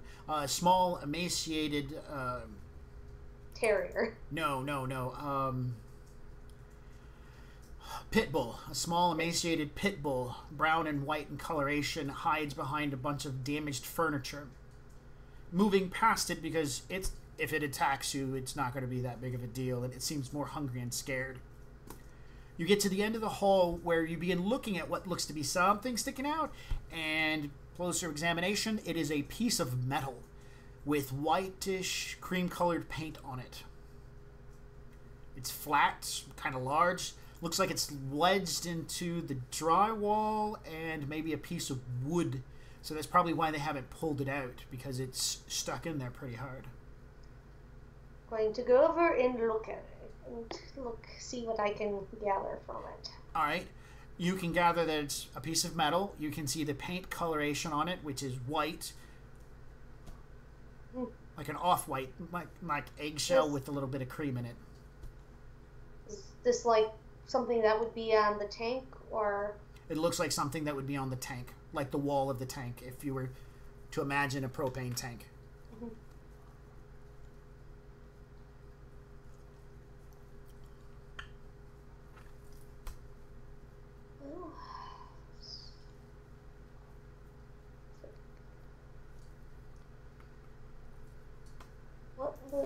I'm trying to figure out what this would tell me. What this tells you is it affirms that a propane tank was used. You got a color for the propane tank, so you can kind of match things up if you actually see propane tanks in question. Yep. Most companies will have a standard picked color that they use. White, off-white, blue, red, plaid maybe. I've never seen a propane tank in plaid, but maybe Scottish propane tanks are plaid? I don't know. I don't think he'd have. I think that would probably he'd probably have that thought and then laugh. So it gives you an idea that this might, whatever, if you can, a company might use the same color. You know, Stuffer Shack might only buy from one person and stuff like that. This might give you leads in the right direction. But it also sits there and tells you that the explosion was strong enough to shred the metal of the propane tank and send it flying down 3 meters worth of hull and embed it into a 4x4 inside the drywall. I think I shall have to go to the next place and see if there's a similar level of destruction. Mm-hmm. Yeah, no, that makes sense. The majority of this building is standing because it's a very large apartment. And walls were blown out. You can definitely tell that there are holes all over the place. The wall between the front room and the kitchen stands pretty good, but the rest of the walls were shredded. All right, I'm assuming you're done here? Yes, except for tossing one of the biscuits I acquired from the restaurant to the pit bowl. All right, it will definitely take advantage of food after a moment or two, and probably when you leave. Such a good person to offer a mangy mutt some goodies of yours. I like dogs. Real dogs. Not hellhounds? Hellhounds aren't real dogs? No, he might. I think he'd actually consider hellhounds real dogs. Okay. I think for him, real dogs are are not toy dogs. Ah, I see. So if I had said a Pomeranian, a malnourished looking Pomeranian, you'd have been like, let it suffer.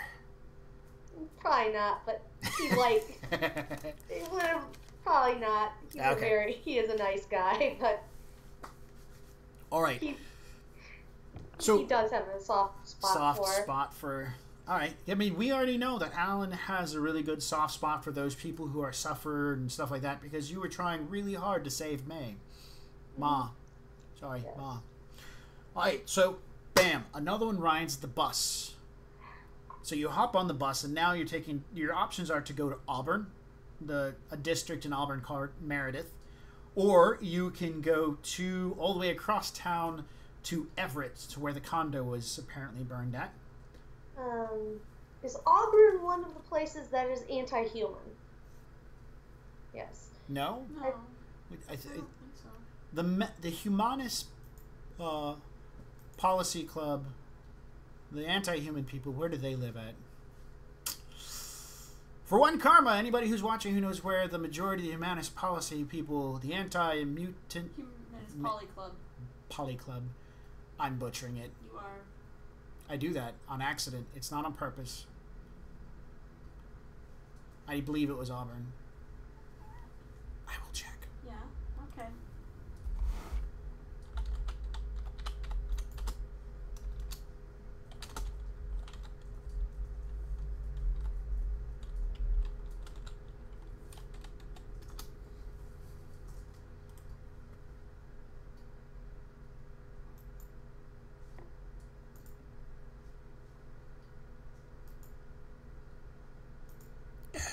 No, I don't remember where I read it at. Well, let's just not worry about that just yet. What would be the concern?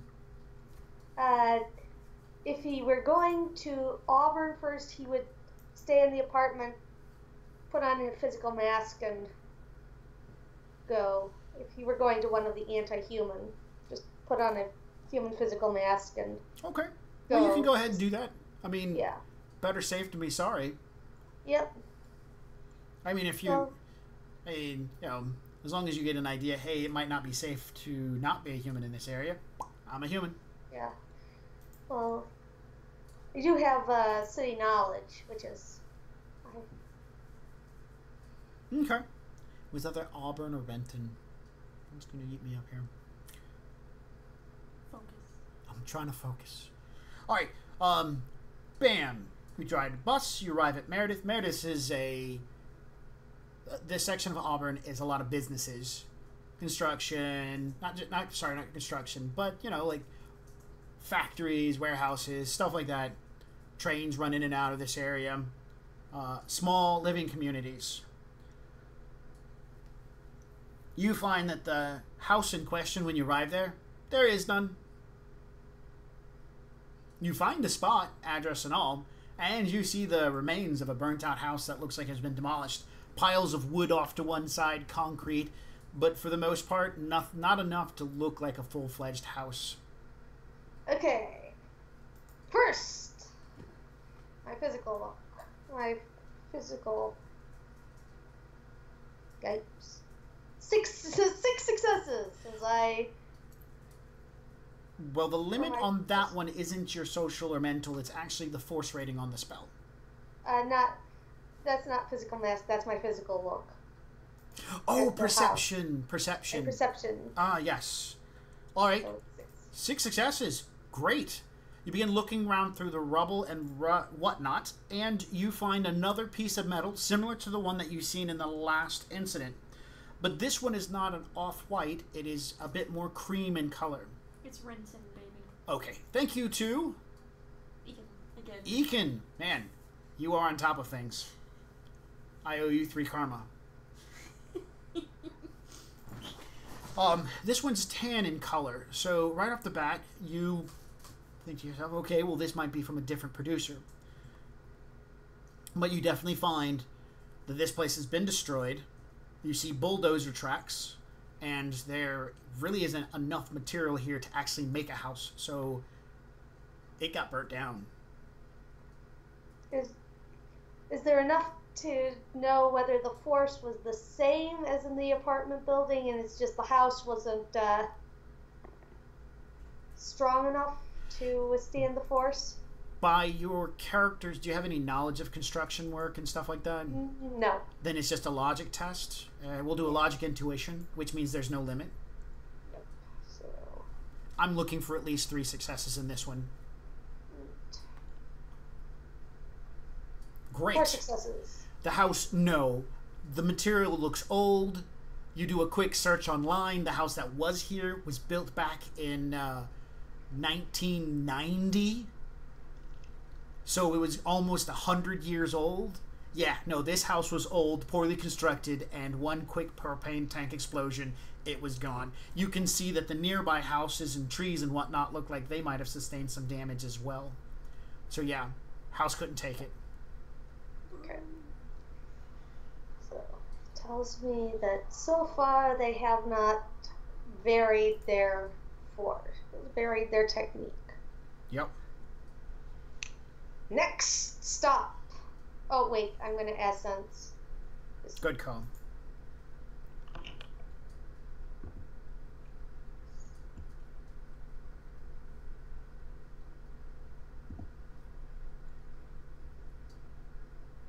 Three successes. The background count here is a 3, and it is very strong, and you can sense something here, and I would say a presence. You have studied magical theory quite a bit, and although ghosts really aren't a thing, they kind of are a thing. A spirit is different from a ghost, and a ghost, or someone who has passed in an area, has an influence on that area, especially if their death was rather traumatic. And so you can sense that the background count of 3 is related to the explosion and someone dying here. Which I knew someone died here. Exactly. So. Now, real quick, I want a sideline note, talk about something called necromancy. You can study this, and if you become an initiate and stuff like that, maybe if you do some studying toward necromancy, this is where a necromancer would become invaluable, because they could then begin speaking to those sensations, those long since dead things. Necromancy, on the other hand, is kind of looked down upon. Talking to the dead is creepy. All right, moving on. Moving on.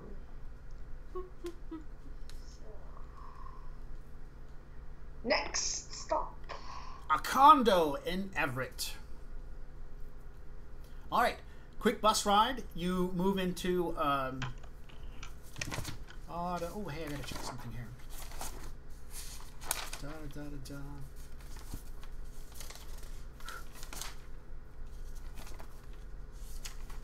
Ah, yes. So you jump on the bus and you're riding. The bus comes up to a stop between Bellevue and Everett, and this is the stop at which it changes from going and you're in Knight Errant controlled territory that you're going into Lone Star controlled territory. So as a standard, there's a checkpoint. What happens? The bus pulls up to the intersection, the doors open up and on the front and the back of the bus, and a Lone Star agent will walk into the front of the bus, generally someone in like a nice white shirt and a hat with a little scanner device that's going to walk around and scan you guys real quickly to see who your IDs are. And at the other door of the bus, there's going to be a guy in padded armor and a shotgun, just in case he has to subdue somebody who's actually dangerous to be going into Everett. Which, let's see, what ID are you going to run? Alan Parsons. Ah, shit, let me turn this one on. Son of a bitch. All right, you get 4 dice. Yep. Versus their scanner, which gets 4 dice.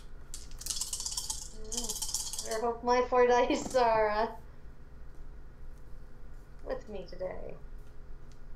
Okay. I have no idea why it did that. But... You still have exploding or Shadowrun turned on? No, I have separate. I don't know. Let me see. None. It needs to be none. Okay. And then that, and then the number 5. Correct.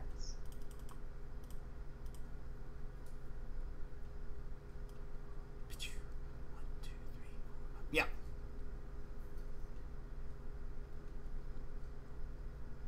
Okay. All right. We're gonna take your first roll with and say the first 4 dice. So 1, 2 successes. I got 4, 2, 3, and 3. No successes. All right.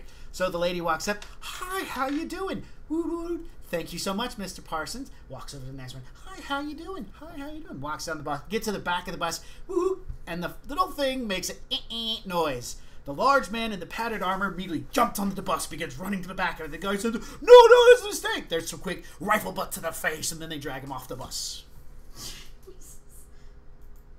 Definitely need to get in touch with the...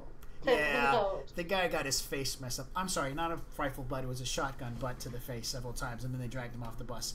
It was some overweight, middle-aged looking individual, pasty white. Looks like he was a human, but had fake orc tusks in.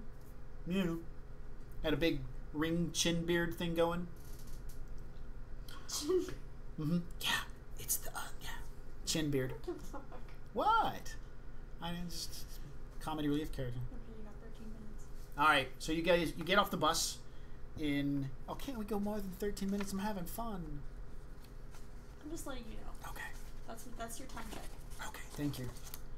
You get off the bus. The bus rides into Everett. Bus rides into Everett. A little bit of time. I don't actually know the sub-district, so I don't have that right now. I don't care. And, but I do have a description of the place. Man, this is a nice place. It's terrible they got firebombed. You get up to the grounds in which the condo sits in. There's, it is not just one condo, it's about 5 or 6 in a gated community. As you get up to the gate, the security guard asks you how he can help. older gentleman, probably in his 60s, white hair, cheesy-looking white uniform, some sort of private security corporation, has a Lone Star symbol on it. He's got the little Lone Star badge. Smile and say, Detective Parsons here to investigate, and I'm going to also... Oh, let's do an intuition to see how much a reasonable bribe. Okay. All right, he says, "What? Mr. Parsons, go ahead and let me see your ID." This guy seems pretty legit. Maybe 500. Okay, so... you want to bribe this security guard with 500, or just show him your license? What? Well, my license, and if that doesn't work... Okay. Because, you know, if it's... What's he going to do? Pull his gun out on you? Then you just shoot him? I mean, this is a terrible situation. You're heavily armored to be here. Yeah. I'm going to roll for him. All right, now you roll for your ID. Okay. And remember, you get an extra 2 dice because you have your detective's license at level 2, right? Okay. Yep. Okay. So you get a total of 6 dice. All right.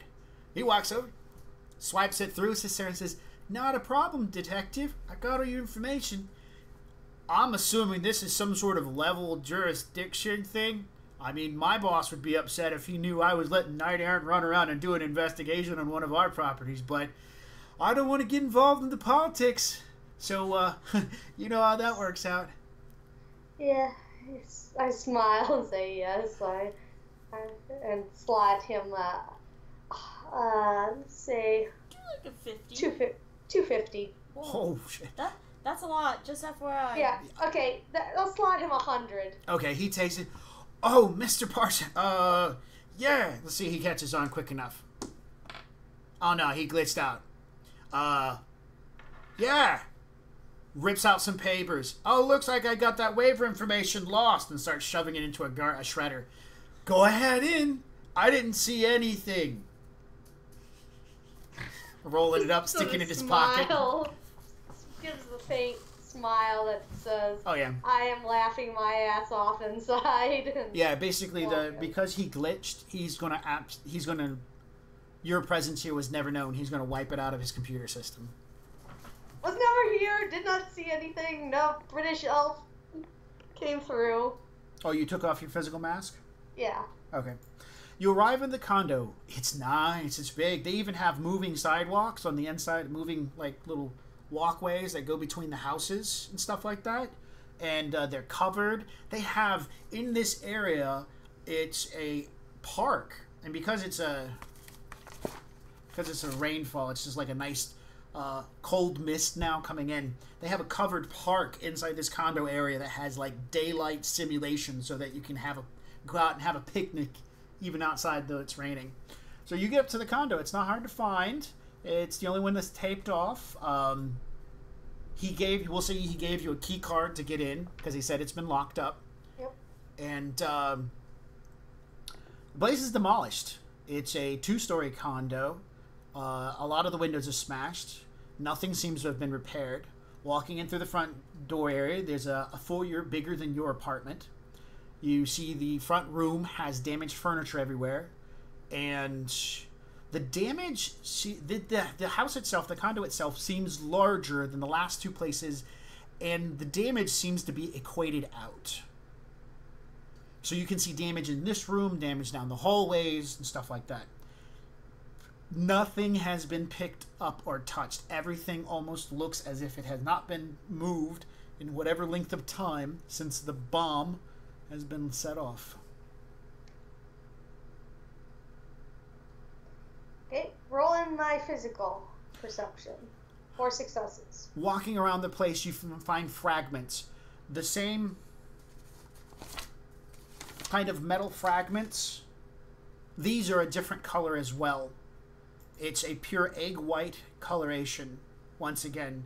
So this is maybe from a different location as far as it was purchased, but there's a lot of them. You find the burn mark represents, by best calculations, 4 propane tanks were ignited inside this building to cause damage and burn. Windows were smashed all over the place. 2 of the tanks were lit up in the front room. One of the tanks was lit up in the garage area, and another one was set off in the second floor. Drywall demolished, sections of wall blown to pieces, holes in the garage door. Almost every glass window was busted, and some of this glass is kind of sturdy, that strong hurricane windows, you know? So whoever it was definitely looking to do quite a bit of damage. Let's see. Other important things. Unlike all the other locations you've been to, one of the most key important things you notice here are security cameras. Quite a number of them. Outside as well as inside. Okay.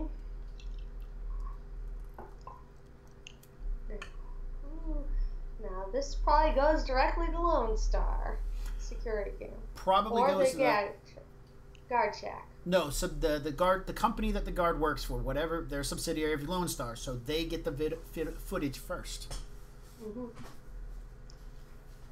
Now I get to go cultivate Lone Star. Alrighty then. After essencing, just to be thorough. Background check once again comes around as a 2. And I rolled 4 successes. Yeah. So. You're getting pretty skilled. I'm giving you bonus dice. I'm giving you bonuses in my head because you're looking at the same thing repetitively, so you're like, I can kind of see what's going on here. Which is, what I mostly want to know is anything out of normal. Nope. Nope, nothing. This place is fancy and awesome. I mean, you know, even though it's half burnt down and holes everywhere, this would be still a nice place to live. Compared to, like, other places. Alright, so how do you... we're almost out of time. Yep. Do you want to keep going for just a few more minutes, or did you want to call it here as a good turning point? Because now, as you just said, you're interested in making contact with Lone Star. I think that we need to cut it here for the podcast. It'll be easier for me to handle. Okay. The editor-in-chief has decided to call it, so our stream will end soon. Okay. As far as it goes for karma, I'm awarding you 1 karma for being nice to the puppy dog and not kicking its butt. You could have, or you could have tried to tame it and stuff like that. You were more interested in focusing on the task at hand, showing a level of professionalism as well as nicety. So you'll get a karma for being awesome with that. And Enki will get 3 karma for helping out during the game. Very awesome. Thank you very much for that help. Inky? I don't know. It's EK_YN, so I was just saying Ekin. Ekin. Do you have anything else you want to add? No. Awesome. So now the next part is to start building reputation with Lone Star. Now remember, just kind of reference, Sunny's character did hand you 2 RFID tags that she believes were linked to the propane tanks at the first 2 sites. Mm-hmm. So you have that evidence as well to help you out. And you know people who know people. Yep. Alrighty then. Yay! So with that, we're going to go ahead and stop our stream. Thank you for joining us on Original Box Set. I'm Max, this is Robin, and editor-in-chief of Everything Awesome is Cassie. Thank you very much for joining us. Have a great night.